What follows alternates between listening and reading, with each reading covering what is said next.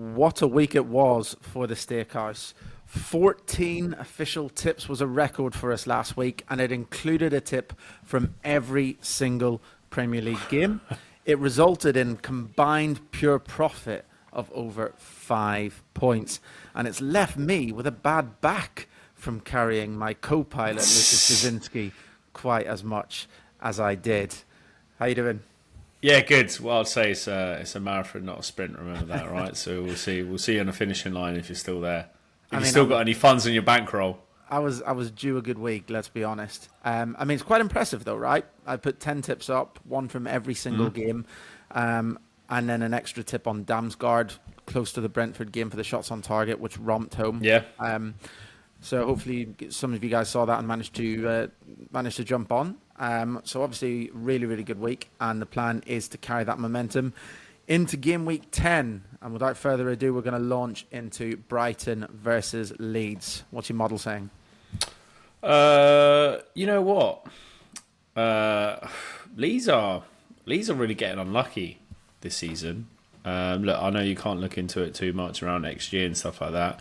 A lot of people are going to be banging on about it. You know, it's just more to XG. But if you look at expected points, they actually should be 6th. Yeah. Which is mental, right? So they should be 9 positions higher. Saying that, I have Brighton as favourites here.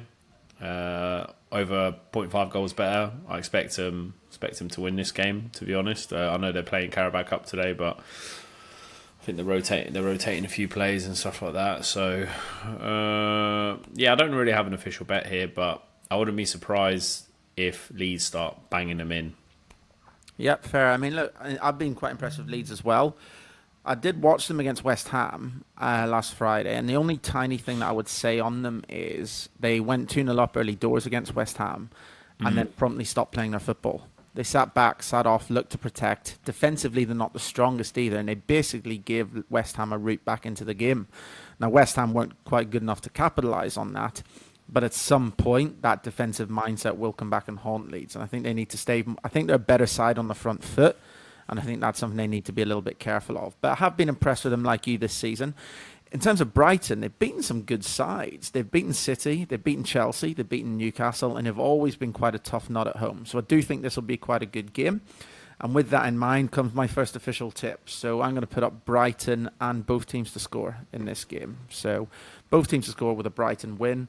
3.6, I think, is reasonably fair price on that. It's the sort of game that I think will finish 2-1, 3-1 Brighton. I think Brighton are a little bit more clinical than Leeds. Are a little bit lucky to concede 4 at United, as I'm sure you're going to get on to talk about.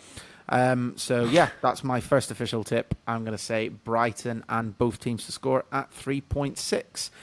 I also have a tip in the second game. Don't worry, I'm not doing all 10 again this week. You'll be delighted to know. But I do have a tip in the first 4. So I thought I was on for it, but it didn't work out in the end.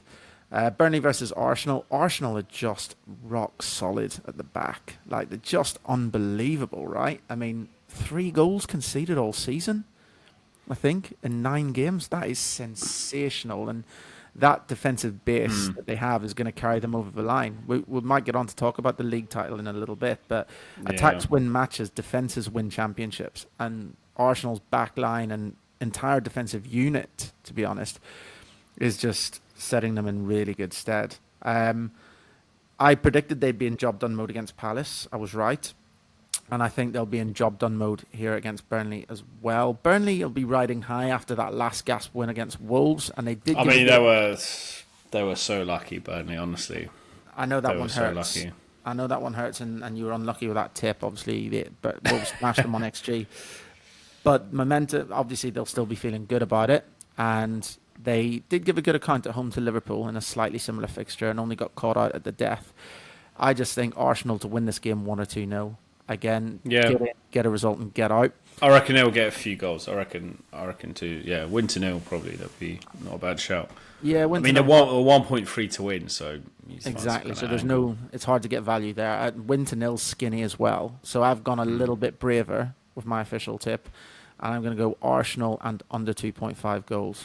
So I want 1-0 or 2-0 Arsenal, and I do think, as I say, they'll be in job All done right, mode. I think interesting. Burnley will be desperate to sit in and try and nick a point, and I think that is a very good runner. That price is 3.1 as well. I think both 1-0 and 2-0 are very reasonable scorelines for this game. Palace versus Brentford. What's your model saying? This is a very small bit of value on Palace, Palace to win. They are 1.95 to win. I think there's some small value, but the last few games, Brentford has just been sensational. The last two games, obviously the game against West Ham, opposition was probably quite poor, so you can't really look into it much. But honestly, the game against Liverpool were amazing. That's probably the best game we've played this season, given the opposition as well. I did say for a number of weeks now, Liverpool don't look good, and they're massively overperforming. And I think this is like the time to kind of fade them. But we'll go into that later on in the pod when we're reviewing their game. But this game, look, Palace have a really small squad. They're playing tonight. There could be some injuries, so I'll look out for that. Obviously, if they've got like some high-profile players who are out, like Gahey or Mateo or anything like that, that's always going to have a massive swing towards Brentford.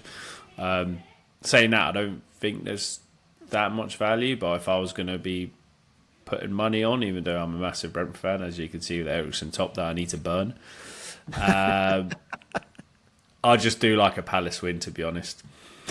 Okay, I mean, I could not be more against you. This is my nap, and I'm going I'm going Brentford on the Asian handicap as my nap. Really? You can have your data, you can have your model, but you say that that was the best you've seen Brentford play this season against Liverpool. Yep. I think it's the best I've ever seen Brentford play. They were. What about the time when we smashed United 4-0? Thought you'd bring that one up, and that's probably a close second. But I just thought Brentford they beat a very poor United side 4-0, right? And I get that Liverpool aren't firing on all cylinders, but it wasn't. There was lots of breakaway goals in the 4-0. Deserved to win, of course, but they went toe to toe with Liverpool, and they just destroyed them. They were so good.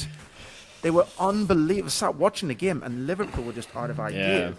Yeah. The two Liverpool goals was obviously there was a moment of brilliance from Salah, and the goal was way over the time. But Brentford absolutely, make no mistake, Brentford obliterated Liverpool. They were sensational, and what Keith Andrews is doing is really starting to bear fruit. I was so impressed, genuinely was. So I'm really impressed with them and where they're going. They were really good their last away outing against West Ham, also in London, like this game will be. They've had an extra 24 hours rest. As you've already alluded to twice in the pod, Palace are so thin. Yeah, that is true. That is true. So thin. And look, obviously my tip on them to go down looks stupid right now, but as I've said, I forgot about that. Let's not. As I've said several times, also recently, I do expect a Palace drop off. It's nothing against Glasner, who's fantastic. It's nothing against the team, who are fantastic. I just think with the European commitments being so threadbare is going to catch up with them. And Brentford double chance here at 1.94. Absolutely, yes, please. I am all over that. And that is my nap for the week. Of the season? No, not of the season. I'm not as brave as you, but I'll say Palace are 1-0 up, by the way. They just scored. Let them win. Let them win tonight. It's good for me. Let them win. Yeah. Get the price to shift, yeah. Fulham versus Wolves. What's the model saying? I was obviously heavily backing Wolves to beat Burnley, and I feel like we were unfortunate there. They should have really won that game. It's so annoying when they got back in at half time, because I thought they'd momentum. Yeah, I thought that was it. I thought they were just going to steamroll them now, 4-2 or something like that. For sure. A bit frustrating. The keeper pulled off a few worldies, to be honest. Dubravka had a really good game, probably man of the match, to be honest. Saying this, I expect Fulham to win this. Fulham half a goal better. But Fulham have been really inconsistent, right? Well, so have Wolves, to be honest. Had a few good games, but I feel like this is a game. This is, I wouldn't say a must-win for Fulham, but if they wanna finish decent position, I think they really need to win this game. Yeah. But yeah, there's no value for me in the market. I feel like Fulham are priced at 1.86 to win, and I feel like that's probably quite fair. Yeah, I mean, I do have a tip for it, and it's based a little bit more on gut feeling than anything else, to be completely honest. But Trust the gut. trust the gut, mate. I mean, look, if you look at Wolves, I just think there has to have been a mindset, a kind of a positivity shift, I want to call it, because up until the Burnley game, you kind of had that feeling that Wolves felt we're playing well. It's just not falling for us. We've just got to keep doing what we're doing. We know we're on the right lines. I feel like that was the Wolves mindset before the Burnley game. Then the Burnley game was a disaster. I mean, the first half, they fell apart. They were gifted a pen to get back in.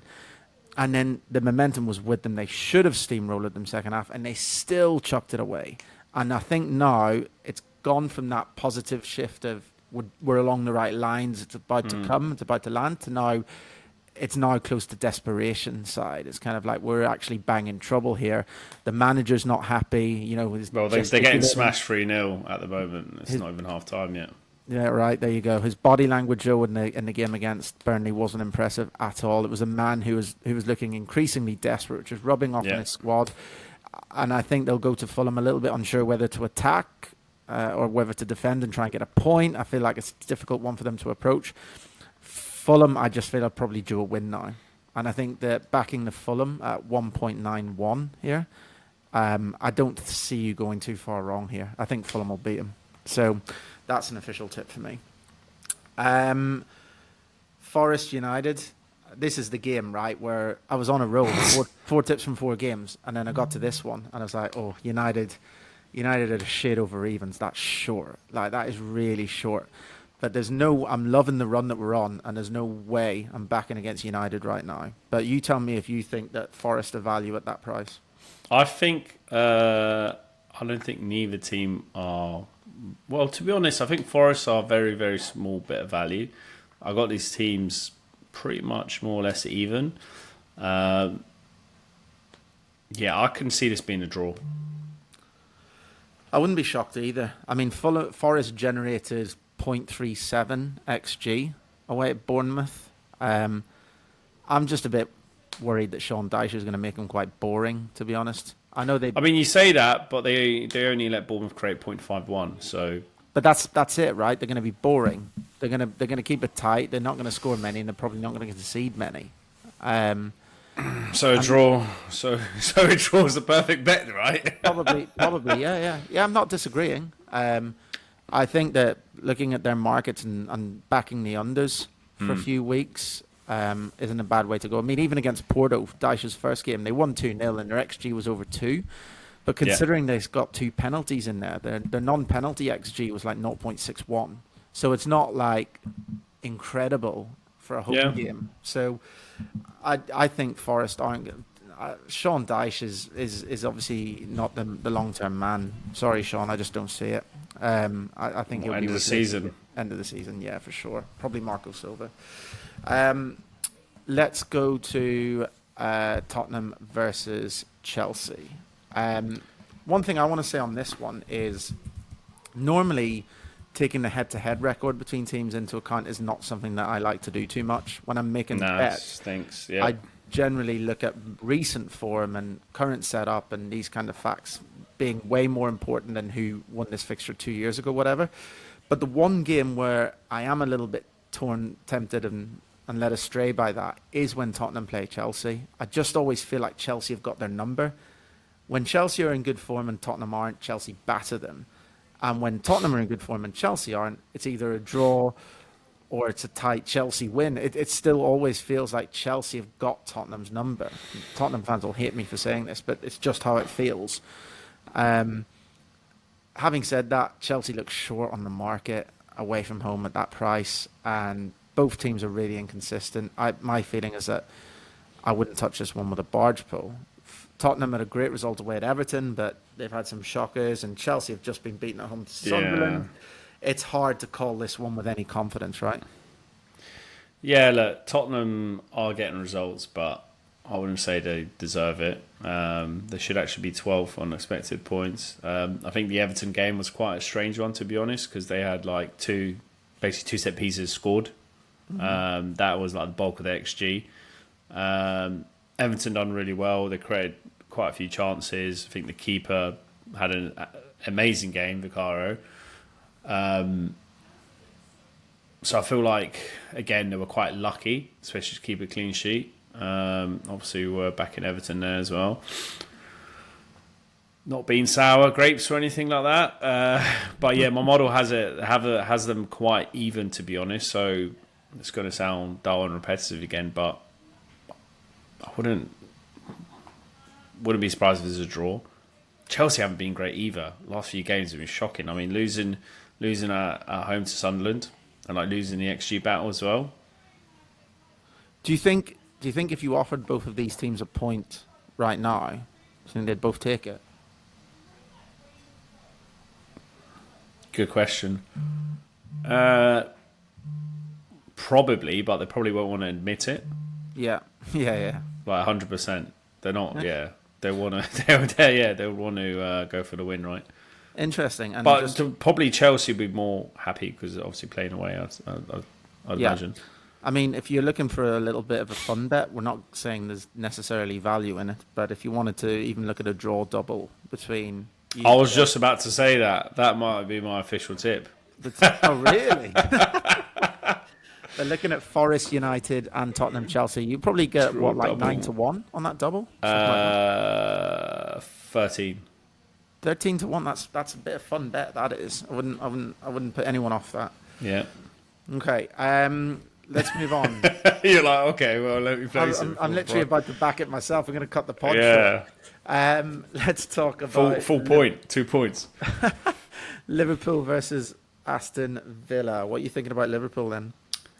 Obviously, the game they just played against the Mighty Bees. They looked kind of all over the shop. I'd say they didn't.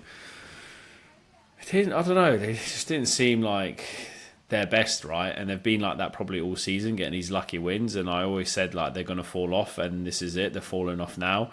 Saying that, Villa haven't exactly been great.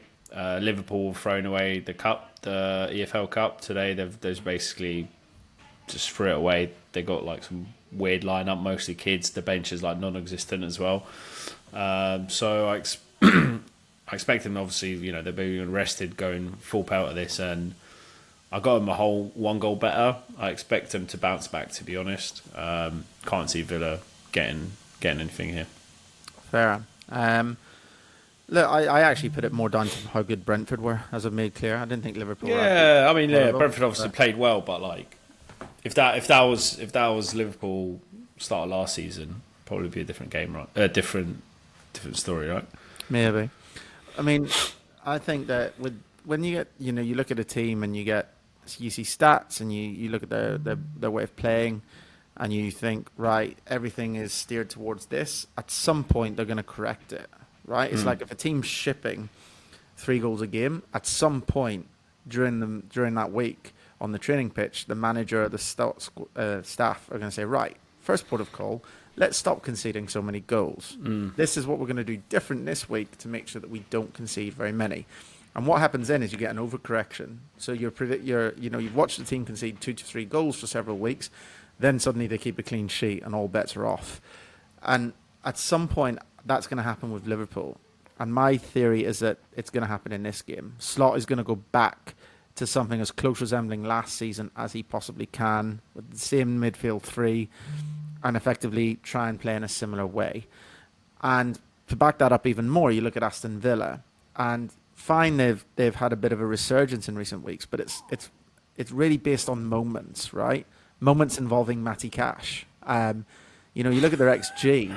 It's like Matty Cash is their best player. I mean, he's pulling them out the bag. But if you look at their XG, it's pretty weak, right? Like 0.3, 0.4, 0.6. It's not sustained pressure. They're kind of getting away with it a little bit. I just still don't see Villa as the same side as last season. I just don't. And I think this is the game that can buck the trend. The Liverpool to win with both to score is at 15-8. But I'm going to go the other way and advocate Liverpool actually win this game to nil at 9-4. I'm expecting that correction, and I don't think Villa are firing as much as No they Matty need to. Cash goal. No Matty Cash goal this week. He'll probably hit the bar from 50 yards. So the Liverpool to nil tip comes in at 3.25. Again, it's a little bit of a punt there because I'm obviously gambling on this overcorrection happening. But I think at the price of 3.25, I think that's a fair price. So I'm going to go with that. Let's talk West Ham versus Newcastle. What have you got? Got Newcastle almost 0.7 goals better. I mean, West Ham last 2 games just been horrendous. Yeah. That's new manager's game as well. And he can't get the team right. He doesn't know what his best team is. He can't get motivated clearly. He's all over the shop. Yep. Can't see him getting anything here, to be honest, but I feel like the price is probably right. Newcastle, like 1.65. This Callum Wilson stuff is absolutely baffling, isn't it? I mean, why on earth were they... I was like, why are they starting with Paqueta in a false 9 role when they've got their only fit and available striker on the bench? And Callum Wilson has looked okay. Not pulling up any trees, but he's looked okay when he's been on the pitch. Why is he being left out? And then you hear these rumours that he's on a pay-to-play deal. And really? Yeah. And West Ham... Okay, I haven't had that. West Ham don't want to start him because it's costing them money each time to play. I don't know. Okay, so they don't want to stay up. I don't know what they're playing at and what they're doing. It's baffling. I think everything you said is completely bang on. The only thing that I will say is West Ham have the attacking players still. They might not be motivated. They might not be syncing well with each other, but they do have the quality at some stage to pull out a result that you don't expect. It might. This is not the game to do that. Think? I mean, it's to be honest, it doesn't. I agree that it's probably going to be away from home, but at some point that home form surely has to arrest. The game after they're playing Burnley at home, so see that's going to be an interesting game. If Burnley beat them, that's going to be toxic. Like that's them going down, I reckon. O'Sullivan and Brady, I would not advise them to attend that match. But I'm personally a little bit wary of backing Newcastle. It's a no bet for me, but I think Newcastle will probably win. I'm just not willing to stick my dollars on it. City versus Bournemouth. I mean, we've got to talk the title race. I mean, Arsenal are now 6 clear of City, of the first proper challenger, City, and 7 clear of Liverpool. Realistically, only one of those 3 teams can win the league, right? So, is it done already? Because I think it is. As much as I don't know. It's still a long season ahead. I want to say it's not done, but I mean, obviously, it's for Arsenal to lose now, right? Yeah. I feel like this is the most dominant they've kind of looked so early on in the season. Yeah. And I think it's the only team that can catch it up if City start turning it on, and then you start turning it on ASAP in this game against Bournemouth, which is not easy. Yeah, exactly. City were doing well. They were like 5 wins from 6, but then they went 1 down at Villa early, and I'm kind of thinking, okay, I still absolutely expect City to turn this round, go and win 2-1, and then the game just went on and went on and went on, and City didn't actually create that much. Like Villa were actually comfortable enough. Arsenal are just coming into top gear as the key challenges just don't look convincing at all and are floundering. And for me, it's really difficult, barring a seriously bad run of injuries, to see any way that Arsenal don't win the title from here. Yeah, I mean, they're not playing pretty football. They're not. But they're playing effective football. Yeah, I mean. In terms of this game, though, I think that it's a big pitch at the Etihad, worth considering if you're thinking about backing Bournemouth or backing a surprise result, because it won't suit the Bournemouth pressing style, which is why they do so well at the Vitality, right? They can hem teams in go man for man, up the pitch high, and basically put teams under all sorts of pressure within their own third. I think it'll be a little bit harder to do this at this game, particularly with Donnarumma's distribution. If they need to go long, they can go long Yeah. accurately. And obviously, you don't want to leave Haaland space in behind. So it's a difficult one for Bournemouth to approach in their current style. So I've not got a bet on it, but I think the City will edge it. Yeah. Likewise, I don't have a bet, but I got them almost a goal better than Bournemouth. I expect them to win this, to be honest, and get a campaign back on track. Yeah, there you go. The model has... Well, City have Liverpool game after that, so it's actually 2 must-wins almost with City already. Do you know what I mean? Yeah, I tell you what as well, that City-Liverpool game could be an absolute cracker because so early, this is early in the season. Normally when these sort of games clash, these teams are happy to take a point and move on. Not a bit of it with this one. Both of the teams need to win that game. If they go 9 points behind Arsenal's too much. So that should make sure you set the time aside in the calendar for that one because I think that'll be a cracker next week. Get your permission slip signed with your partners now. Gosh. All right, so let's talk about the last game of the season, which is Sunderland versus... Last game of the season? Last game of the weekend, my bad. Thank God it's not the last game of the season. Sunderland versus Everton, which is the scene of my very last official tip, and it's very controversial. You're going to hate it. Go on. Because, look, obviously Sunderland have been overperforming, right? Yeah. Obviously, they're due a dip. We all know this. But my feeling is that it won't happen here. They're just in such a good moment. They're riding on the crest of the wave. I think they'll manage to prolong this burst of form another week or two before the dip occurs. It's at the Stadium of Light. It's under the lights. They're in front of a buoyant home crowd. They're actually making a really good atmosphere up there. You've seen it yourself firsthand.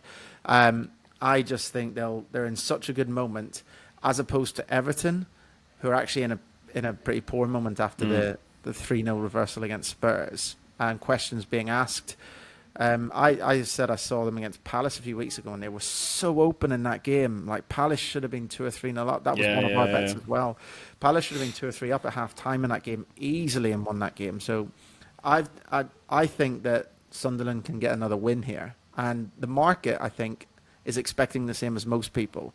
They're expecting a Sunderland drop-off. And it's shifted, I think, a little bit too far the other way. And to be able to get Sunderland at 3.0 to win at home against Everton, I think that's fair. Like, I don't think there's anything wrong with that price, even though the stats don't back them up. I think there's enough there that they can throw blood and thunder on a cold, wet night in Sunderland and get 3 points. No, I understand where you're coming from. Sunderland have been massively overperforming, and I guess playing at Sunderland as well will help them get a result. But I have these 2 teams pretty level, so again I expect a draw. So I think I'm going to just make this an official bet now. I'm going to do a treble. Okay. Of drawing a Forest United game, drawing a Tottenham Chelsea game, and drawing a Sunderland Everton game. You get 43 to 1 on that. That's tasty. What I would advise people to do is do the double your stake. Nah, obviously, what I'd do is, if you probably want to do a mixture of singles and then also maybe like a small treble. Look, I'll be honest. I don't have much value this week, and look, it's like I always say, it's not about having a bet for the sake of it. It's finding value and opportunities in the market, and I feel like this game week, compared to the previous ones, probably not much value. So what I'm going to do is back the treble on the draws and maybe a small amount on the draws as well, just for as a fun bet to enjoy. Absolutely, and look, obviously we have a lot of fun in this pod and we joke around a lot, but we're here to provide people with winning tips. We're not just about clickbait or tip bait or whatever you want to call it in terms of chucking something out there for the sake of it. We want to put tips forward that ultimately we really are behind, and we're backing ourselves in terms of ensuring that you lot out there win money. So it's good to explain the stance so people understand. I was obviously looking forward to beating you again, but that'll have to wait another week. If you are going to do Lucas's combination of the 3 draws, my advice is do them as doubles. So you've got 3 doubles on the draws plus the treble. Instead of taking 1 point to back the treble, split them up. Trixie then, right? I think it's a tricksy. Don't Yeah. I wouldn't do the singles personally because if one of them wins, one of them's a draw, you still lose money. Yeah. So if you're going to win, let's try and win big. So ultimately, I would do 0.3 points on the 3 double combos, and then if you want to stick a little bit more on the treble, then you can do. That would be the way that I would play it. In terms of my tips, then run through the 6 very quickly. In Brighton Leeds, I've got Brighton to win and both teams to score, 3.6. In Burnley Arsenal, I've got Arsenal to win and under 2.5 goals, 3.1. Then it comes to the nap, Brentford double chance at Palace, 1.94. Definitely. I mean, I hope it happens. I'm going to the game, but yeah, Definitely it'd be a back that huge one. result. Fulham will beat Wolves at home. 1.91 is the price. Liverpool will win to 0 at home to Aston Villa at 3.25. And finally, we've got Sunderland, who will win at home against Everton at 3. So another 6 tips from me. A little bit quieter on that side this week, but obviously last week was a bit of a Why to 60? yeah. Well, last week we had 14. It was an absolute bonanza, big house bonanza. But still still 6 tips to get your teeth into. Medium rare, just how we like it. So yeah, enjoy your football and take care of yourselves. Cheers.